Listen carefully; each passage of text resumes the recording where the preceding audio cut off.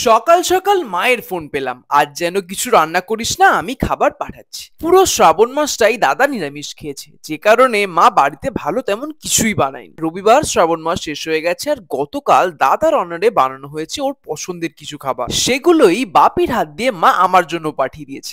সবই ঠিক আছে, কিন্তু এই ইলিশ ভাপাটা কেন পাঠিয়েছে? এটা তো দাদার ফেভারিট। খাওয়ার সময় কারণটা বুঝলাম, ভাপাটা তো মা ভালো রেঁধেছেই, কিন্তু অনেক দিন পর ভালো টেস্ট বলা ইলিশ খেলাম। মনে মনে ভাবলাম ভাগ্যিস পাঠিয়েছে, নাহলে সত্যিই মিস করে যেতাম। চিকেনটা বানানো হয়েছিল রাতে রুটি দিয়ে খাওয়ার জন্য, তাই গ্রেভিটা শুকনো শুকনো ছিল। কিন্তু মাছ খাবো বলে আমার জন্য ভাত পাঠিয়েছে, তাই আমি ভাত দিয়েই খেয়েছি। ভাতটাকে আবার মাইক্রোওভেনে গরম করে নিয়েছিলাম। বুঝতেই পারছো, গরম গরম ভাতের সাথে এরকম ঝাল ঝাল নরম নরম চিকেন কষা জাস্ট অসাধারণ লাগছিল। সাধারণত আমার পছন্দের খাবারটা আমি শেষে খাই, কিন্তু কাল এই ইলিশ ভাপা আর চিকেন কষা দুটোই এত ভালো হয়েছিল যে বুঝে উঠতে পারছিলাম না শেষে কোনটা খাবো।